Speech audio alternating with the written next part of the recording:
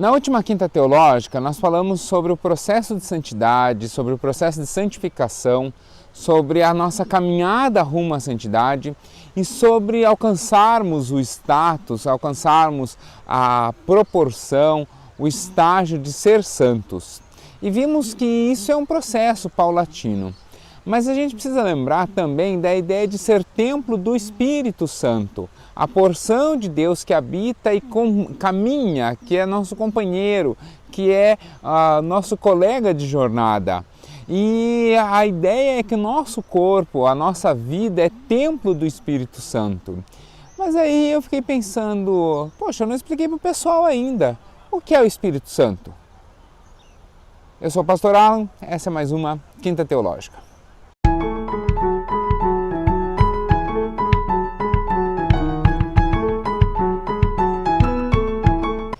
Toda quinta, aqui no canal da Igreja Batista Bom Retiro, tem um estudo chamado Quinta Teológica, em que eu exponho algum trecho da Bíblia, algum postulado teológico, algum tema em específico. E é sempre algo tentando ser útil para o seu dia a dia, para aumentar a sua comunhão com Deus, para aumentar a sua comunhão com a sua comunidade de fé e algo que possa ser útil na sua caminhada cristã, no seu crescimento cristão, no seu processo de santificação, exatamente como nós trabalhamos na quinta passada. Do mesmo modo, eu queria te convidar também a conhecer um outro canal, chama Teolegal. Lá no Teolegal você vai ter todas as quintas teológicas também, mas toda terça às 19 horas tem um trechinho da Bíblia em que eu vou lendo e explicando o texto. Então você que às vezes lê, não entende, às vezes tem alguma dificuldade na leitura, acompanha lá essa série, chama A Bíblia Explicada, em que é simplesmente isso, leitura e explicação do porquê aquele trecho está ali, o que ele se refere, porque ele é assim. Eu comecei com o livro de Salmos, já tem lá uma introdução ao livro de Salmos, Salmo 1, Salmo 2. Se não me engano, pelo cronograma de publicação desse vídeo, já está o Salmo 3 ou até o 4 já estão lá disponíveis. Mas já tem alguns vídeos lá para você entender a série. Então eu te convido também a conhecer o Teolegal, o endereço está aparecendo aqui embaixo agora. Você também conhecer o canal Teolegal e acompanhar a gente nessa série chamada A Bíblia Explicada.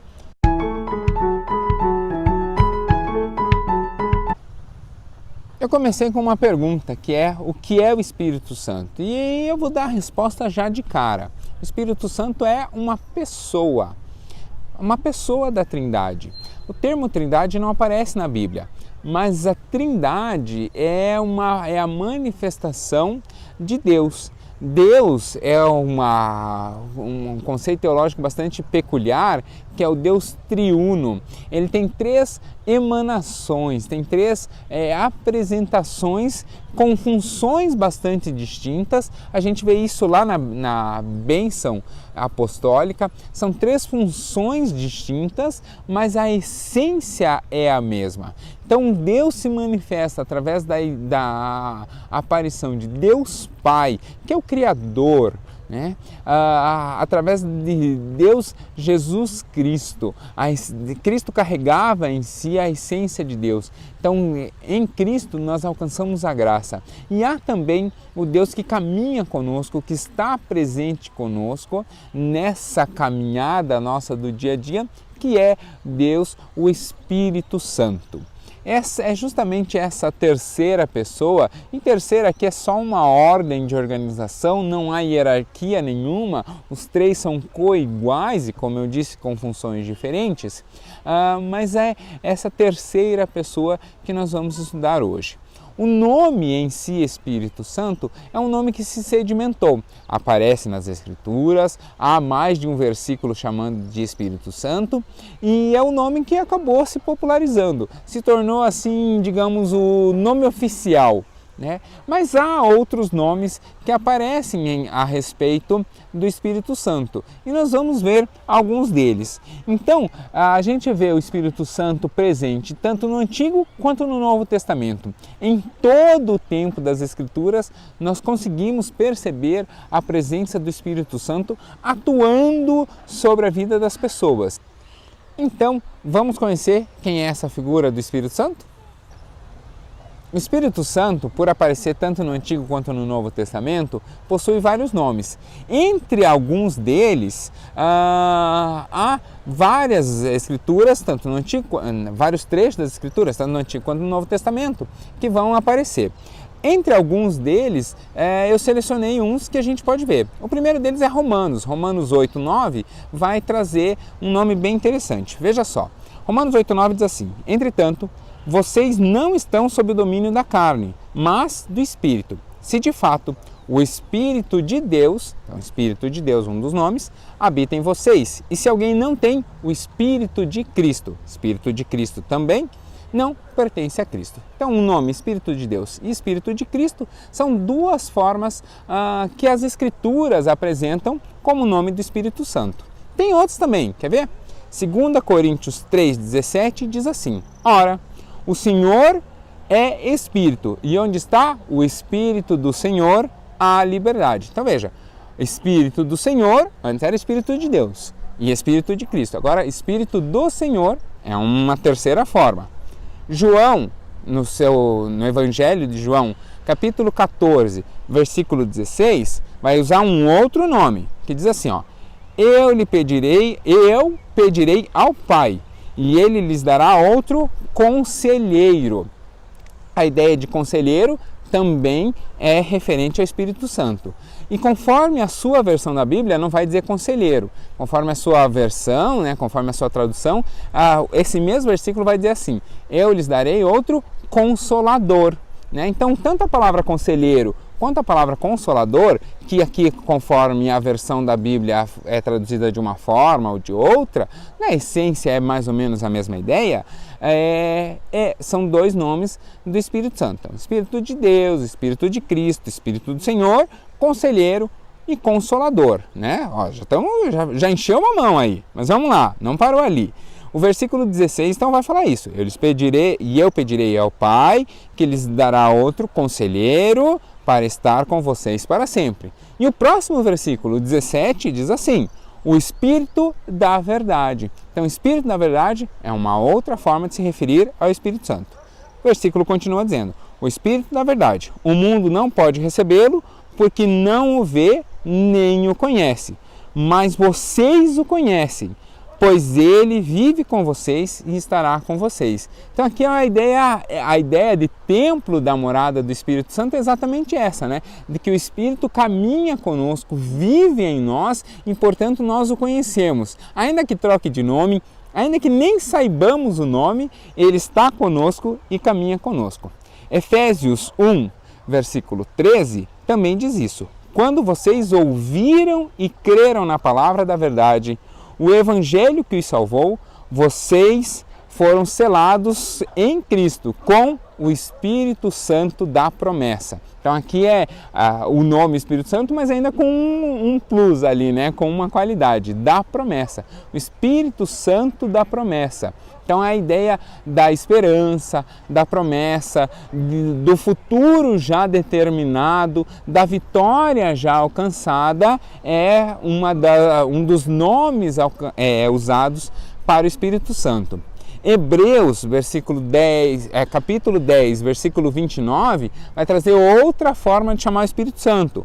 Olha o que diz: quanto mais severo castigo, julgam vocês, merece aquele que pisou aos pés do Filho, profanou o sangue da aliança pela qual ele foi santificado e insultou o Espírito da graça. Então, a graça manifesta de Deus, através do seu Espírito, é uma das formas de chamar o Espírito Santo. Romanos 8, versículo 2, também vai trazer uma outra forma. Já está faltando o dedo na mão, não consigo mais contar. Tem outra forma de nomear o Espírito Santo. Romanos 8, versículo 2 diz assim: porque por meio de Cristo Jesus, a lei do Espírito da vida. Então, o Espírito da vida é uma outra forma de nomear o Espírito Santo. Porque, por meio de Cristo Jesus, a lei do Espírito da vida me libertou da lei do pecado e da morte. Então, uma outra forma de aparecer. 1 Coríntios 6, 19 também tem um outro nome para o Espírito Santo. que vai dizer assim, esse nome é muito difícil, eu acho que você não vai decorar, hein? 1 Coríntios 6,19 diz assim: acaso não sabem que o corpo de vocês é templo, ou talvez a sua versão diga santuário, né? Templo, santuário do Espírito Santo? Então aqui é uma das formas, né? Uma das manifestações clássicas do nome Espírito Santo. Acaso vocês não sabem que o corpo de vocês é santuário do Espírito Santo, que habita em vocês, que lhes foi dado por Deus e que vocês não são mais de si mesmos? Ou seja, o corpo de vocês não pertence mais a vocês, a vida de vocês não pertence mais a vocês, mas porque o Espírito Santo mora em vocês, o corpo, a vida de vocês pertence a Deus? Então aqui é uma pergunta retórica, né? Repensando se há ou não esse valor. E por que tem tantos nomes assim o Espírito Santo? Você viu ali, fala de graça, fala de consolo, fala de conselho. É justamente por causa disso, por causa de um conceito chamado a multiforme graça do Espírito. Porque ela se manifesta de forma graciosa e das mais variadas formas. E aí esses nomes são justamente variações a partir desse nome. A ideia é que o Espírito Santo assume as funções necessárias para a edificação, tanto da pessoa quanto da igreja. Que manifestação é essa? Eu não sei. Isso é da igreja local, isso é do lugar onde você está. Então, conforme a necessidade daquele ambiente, lembre que a igreja é um local de santidade. Então, essa santidade manifesta ali é a perfeição da comunidade. E aí essa comunidade tem determinadas necessidades.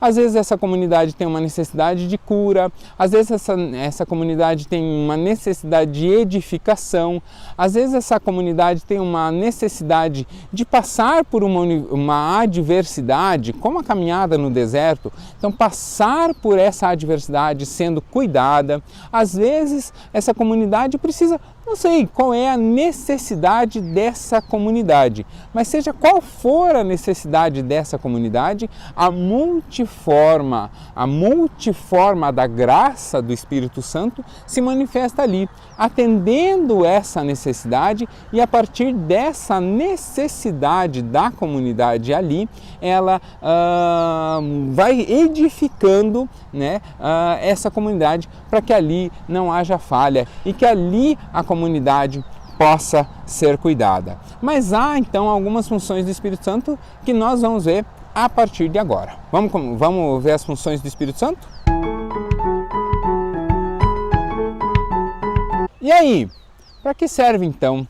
Qual a função de existência? Qual a razão pela qual existe o Espírito Santo? Quando estava falando de Trindade, eu falei que justamente Deus, Jesus e o Espírito Santo exercem papéis diferentes, existem por uma razão diferente. Qual é a razão, então, de existência do Espírito Santo? Os versículos que a gente leu já dão uma ideia, mais ou menos, de qual é a função do Espírito Santo. Mas tem uma função que é, no início da nossa caminhada cristã, a primeira manifestação do Espírito Santo, quando ela efetivamente faz uma diferença na nossa vida, que aparece, é a primeira das funções do Espírito Santo. Vamos ver qual é? A primeira função é justamente a de convencer, do convencimento. Mas convencer do quê? Convencer é preciso convencer de uma razão, é preciso convencer de algum fato. Que fato é esse? João capítulo 16, versículos 7 e 8 vão dizer: mas eu lhes afirmo que é para o bem de vocês que eu vou. Se eu não for, o conselheiro não virá para vocês, mas se eu for, eu o enviarei. Quando ele vier, convencerá o mundo do pecado, da justiça e do juízo. Então a função do Espírito Santo, a primeira função do Espírito Santo é convencer-nos do pecado, da justiça e do juízo. O que significa isso? Significa que O Espírito Santo é o que toca o nosso coração e nos convence da nossa transgressão, nos convence do nosso pecado, nos convence de que realmente nós transgredimos as regras que Deus coloca para nós vivermos, e nós vivemos com qualidade, nós vivemos diante da graça do Senhor.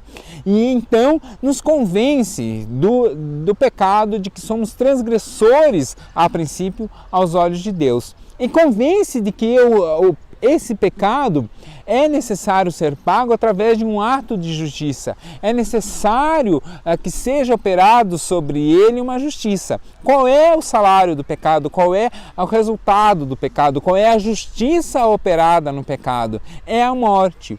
Então, o Espírito Santo também nos convence de que merecemos a morte.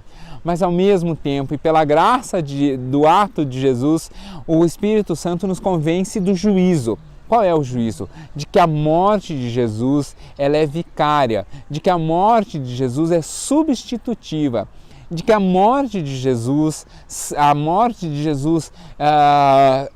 vertendo sangue inocente na cruz, de que essa morte ela substitui aquela morte que por justiça nós merecemos, em que portanto nós recebemos então o juízo de vida eterna, sermos chamados filhos de Deus através do sacrifício de Jesus.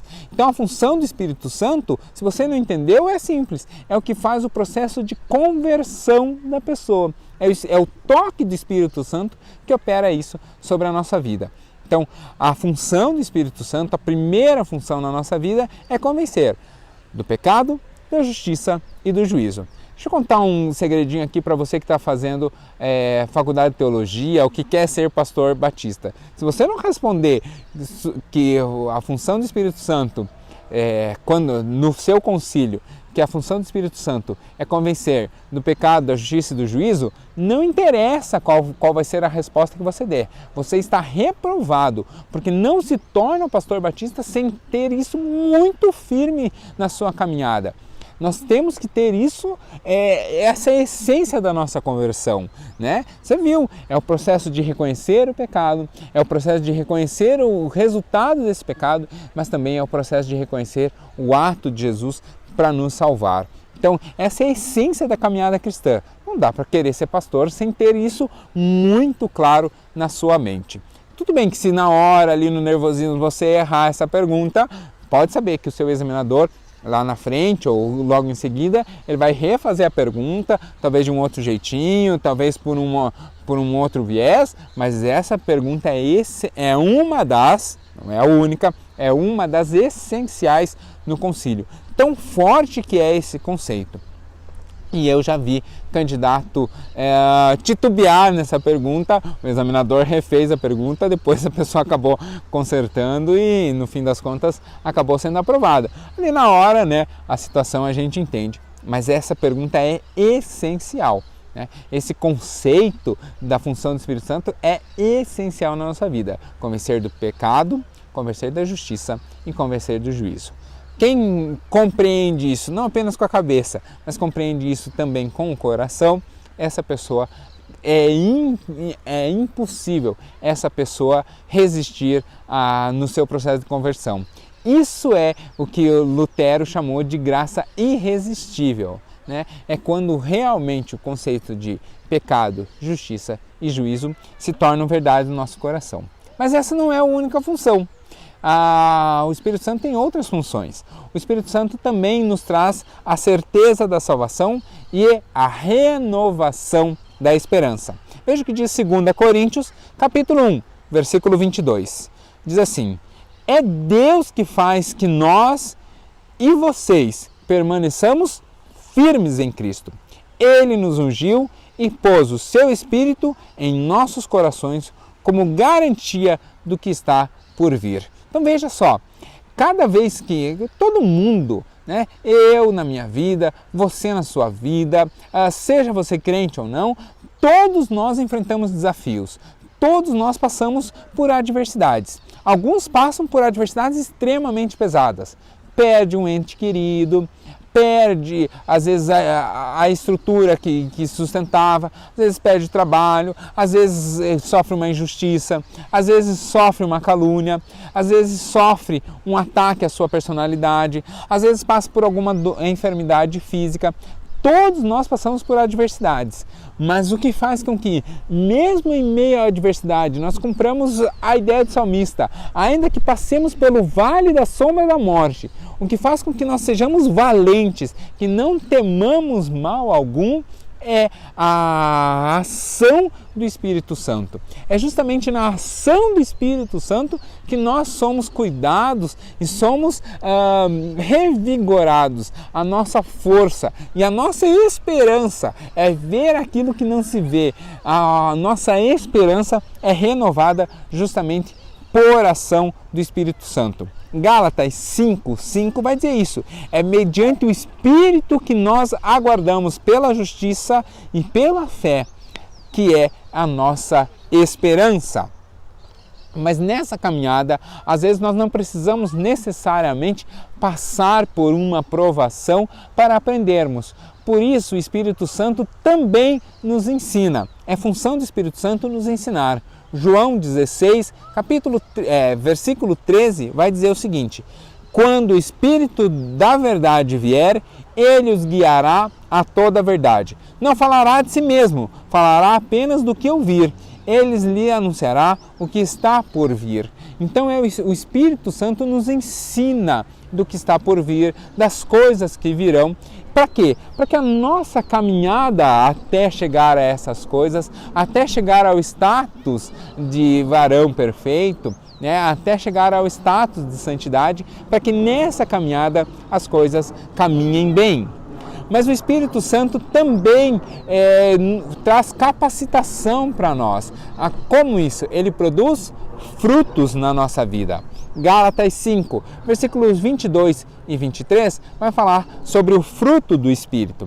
O fruto do Espírito é amor, alegria, paz, paciência, amabilidade, bondade, fidelidade, mansidão e domínio próprio. Contra essas coisas não há lei. Então o fruto do Espírito é justamente isso. E eu não vou continuar o estudo por aqui, porque eu quero fazer uma quinta teológica apenas sobre fruto do Espírito. Então não vou explicar muito não, hein? Vou segurar a audiência, vou fazer aqui como aquele pessoal da TV. Eu vou segurar a audiência, você vai ter que ver as cenas dos próximos capítulos. A próxima quinta teológica vai ser sobre fruto do Espírito. Mas então, o fruto do Espírito é justamente isso, um fruto que o Espírito Santo produz em nós. O Espírito Santo também nos capacita com dons. Ele nos dá dons para quê? Para que nós edifiquemos a igreja. Também não vou falar muito, vamos passar por isso, mas vai ter uma quinta sobre dons. Talvez a gente até faça um teste sobre dons. Imagina que legal fazer um teste sobre dons? Dá para fazer, né? Será que dá para fazer online? Vamos tentar. Mas o Espírito Santo nos dá dons, nos dá capacitações para quê? Para que nós a utilizemos na nossa vida diária, mas especialmente na vida em comunidade. Então, se você quer receber os dons do Espírito Santo, você precisa estar inserido em uma comunidade de fé. Seja ela a sua célula, seja ela talvez o seu ministério, seja ela um jovem, por exemplo, dentro do ministério de jovens, ele vai exercer o dom dele, ou dentro do ministério em que você serve, ou talvez para a igreja toda. Há dons para a igreja toda, há dons que você pode usar especificamente ali, ou principalmente no seu primeiro ministério, que é a sua família. Mas 1 Coríntios, capítulo 12, versículos 1 até o 11, é um trecho um pouquinho longo, mas vai falar desses dons. Olha só o que Paulo vai dizer. Irmãos, quanto aos dons espirituais, não quero que vocês sejam ignorantes. Vocês sabem que quando eram pagãos, de uma forma ou de outra, eram fortemente atraídos e levados para ídolos mudos. Por isso, eu lhes afirmo que ninguém que fala pelo Espírito de Deus diz, Jesus seja amaldiçoado. E ninguém pode dizer, Jesus é o Senhor, a não ser que seja pelo Espírito Santo. Há diferentes dons, mas o Espírito é sempre o mesmo. Há diferentes tipos de ministério, mas o Senhor desses ministérios é o mesmo. há diferentes formas de atuação. Se você me vê pregando e vê o pastor Lobo pregando, você vê que são pregações completamente diferentes. Mas é o mesmo Deus quem efetua em todos. A cada um, porém, é dada a manifestação do Espírito visando o bem comum. Portanto, você precisa estar em comunidade. Pelo Espírito, a um é dado palavra de sabedoria, a outro, pelo mesmo Espírito, é dado palavra de conhecimento, a outro é dado palavra de fé, pelo mesmo Espírito, e a um quarto é dado dom de curar, pelo mesmo Espírito. A outro, o poder de operar milagres, pelo mesmo Espírito. A outro, o dom de profecia, pelo mesmo Espírito. A outro, o dom de discernimento de espíritos, pelo mesmo Espírito. E a outro, a variedade de línguas. E ainda a outro, a interpretação de línguas. Então você veja, há uma variedade de dons que é dada a cada um dom. Para quê? Para que na união dos dons haja a plena e completa manifestação do Espírito Santo. Todas essas coisas, porém, são realizadas pelo mesmo e único Espírito, e ele as distribui individualmente a cada um como quer. Então, quando nós vamos falar de fruto do Espírito Santo, eu vou falar de dons também, mas essa também é uma questão que cai em concílio. Nós perguntamos sempre ao candidato qual é o seu dom. Por quê? Porque se ele quer servir na igreja, ele precisa ter o seu dom identificado. Qual é a resposta certa? Não sei, o dom é de cada um. Há pastores que têm um dom. Eu, por exemplo, tenho o dom de mestre. O que eu sei é ensinar. Por isso que a gente fica aqui ensinando, tentando ensinar a vocês. O que eu sei é fazer isso da vida. Há outros pastores que sabem fazer ou têm outros dons. Há pastores que sabem muito bem, que têm o dom, por exemplo, de cura, que são capazes de curar uma pessoa. Não quer dizer que se o pastor Alan orar, a pessoa não pode ser curada. Mas o meu dom é o dom de ensinar. Acho que ninguém tem dúvida disso, e é justamente na multiplicidade dos dons é que o Espírito Santo habita. Efésios, capítulo 5, versículo 11 até o 20 vai reforçar essa ideia. Olha o que diz: não participem das obras infrutíferas das trevas, mas exponham-se à luz, porque aquilo que eles fazem em oculto, até mencionar é vergonhoso. Aquelas coisas que se fazem em oculto, Paulo se recusa aqui, inclusive, de mencionar. Mas tudo que é exposto pela luz, eu estou agora num momento bem iluminado aqui, tudo que é exposto pela luz torna-se visível, pois a luz torna visíveis todas as coisas. Por isso é que foi dito: desperta, tu que dormes, levanta-te dentre os mortos e Cristo resplandecerá sobre ti. Em outras palavras, sai da escuridão, vem para a luz e Cristo se manifestará sobre a sua vida. Tenham cuidado com a maneira como vocês vivem, que não sejam insensatos, mas, como os sábios, aproveitem ao máximo cada oportunidade, porque os dias são maus. Portanto, não sejam insensatos, mas procurem compreender qual a vontade do Senhor. Não se embriaguem com vinho, que leva à libertinagem. Deixem-se encher pelo Espírito Santo, falando entre si com salmos, hinos e cânticos espirituais, cantando e louvando de coração ao Senhor, dando graças constantemente a Deus Pai por todas essas coisas, em nome do nosso Senhor Jesus Cristo. Então essa convocação de estarmos aqui, de estarmos trazendo a luz, expondo as Escrituras, edificando a sua vida, demonstrando que Deus cuida de nós, que o Espírito Santo caminha conosco, em que paulatinamente, em cada uma das nossas adversidades, em cada um dos nossos agires, o Espírito Santo vem para nos capacitar, para que passemos por isso, de tal modo que Deus é glorificado sobre essas atitudes, é para isso que o Espírito Santo serve. Ele é esse farol na escuridão, ele é esse direcionamento, o norte da bússola. A Bíblia não vai usar esse parâmetro porque a bússola ainda não existia, mas ele é o norte, ele é a direção, é o que mostra a direção sobre a qual nós caminhamos. E o Espírito, então, se manifesta, fala conosco. Como é isso? Eu não sei como explicar, mas a gente tem certeza quando sabe? É algo de experiência mesmo, né? Eu sei quando é do Espírito, mas não há palavras cognoscíveis, não há como explicar isso em palavras. Há momentos, inclusive, que às vezes orando a gente aclara a voz do Espírito, é clara, é evidente a voz do Espírito falando aos nossos corações. Isso às vezes acontece comigo, às vezes eu estou orando por alguém e sei que a minha oração é na verdade o Espírito falando.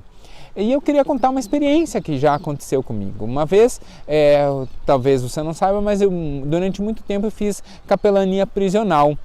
E a gente ia então às prisões, pregava, ensinava e ao final a gente orava pelos presos. E teve uma vez que eu estava na ala do que seria a solitária, né? Era o corredor em que os presos não saíam para o culto, mas ficavam o tempo todo detidos nas celas. E a gente teve autorização, então, de estar apenas no corredor, mas a gente, pela portinhola, podia conversar com os presos. E aí eu conversei com um, e ele pediu oração, porque ele ia ter o julgamento dele na próxima semana. Ok.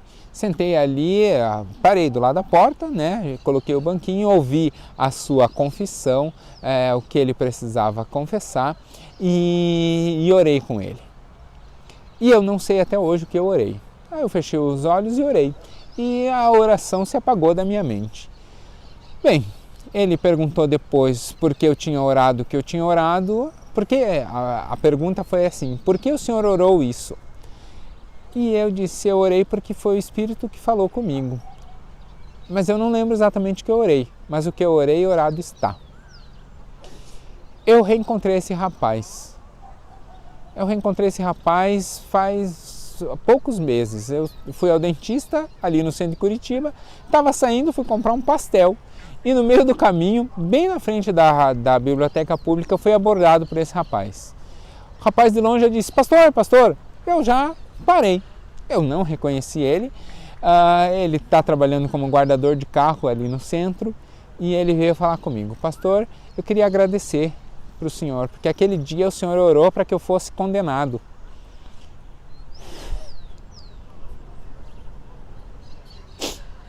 O senhor orou para que eu fosse condenado e eu fiquei com raiva do senhor.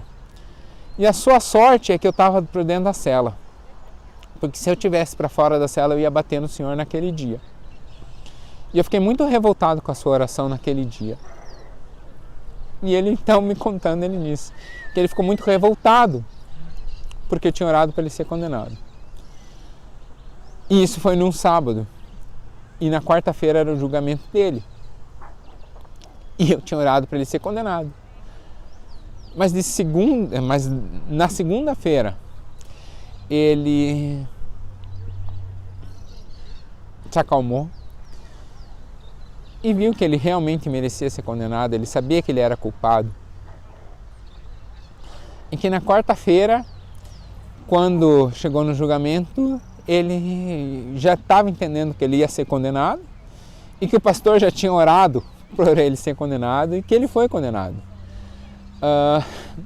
E que ele cumpriu um pouquinho da pena, não foi grande, e tem toda essa questão de progressão e desconta o tempo que ele já estava preso e tal, e que agora ele estava em liberdade provisória, estava ali cuidando de carro, com a tornozeleira eletrônica inclusive, mas que o coração dele havia mudado na segunda-feira, em que agora ele já estava indo à igreja, já estava convertido, que estava numa igreja perto da casa dele e tal, e ele veio me agradecer.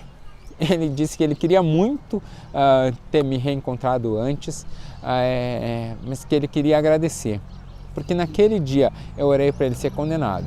Ali na hora deu raiva, mas depois o Espírito mostrou que era a vontade de Deus que ele realmente assumisse o seu papel e que foi assim que ele entendeu que a misericórdia de Deus se operava.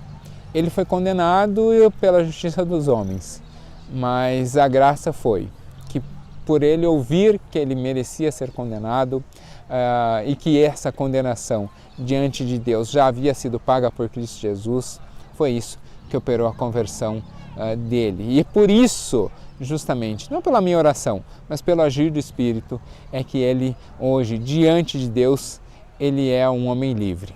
Então você que sabe, talvez essa mensagem chegue até ele, convidei ele para curtir o canal e ouvir as ministrações. Eu não vou dizer o nome dele, mas eu sei, depois eu pude perguntar o nome dele, eu sei o seu nome, eu tenho orado pela sua vida e sei que o Espírito Santo tem operado sobre a sua vida. E talvez você esteja acompanhando o vídeo, você viu que quando eu falei das funções e até eu começar, teve um cortezinho e uma mudança de luz. Sabe por quê? Porque desde o começo tinha um guarda municipal assistindo aqui, o Jesus Filho. Eu queria mandar um abraço para ele. Ele estava aqui acompanhando. Eu confesso que a primeira parte eu gravei um pouco tenso, achando que ele talvez fosse restringir, e aí eu parei. Na hora que eu fui começar as funções do Espírito, eu parei e perguntei: tudo bem, eu posso continuar? Ele falou assim: pode, eu vim ouvir a ministração porque eu já lhe conhecia e a gente precisa também ser edificado.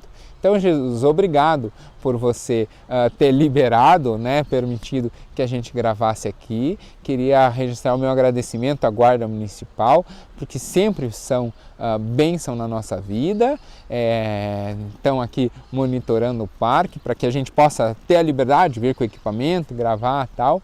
Obrigado e que Deus abençoe a sua vida. Queria agradecer também pela vida da Guarda Municipal e especialmente do Jesus Filho, que está desempenhando o seu ministério cuidando aqui. Então que Deus abençoe a sua vida. Mas você que está assistindo, eu não esqueci de você não. Queria orar também pela sua vida. Vamos orar?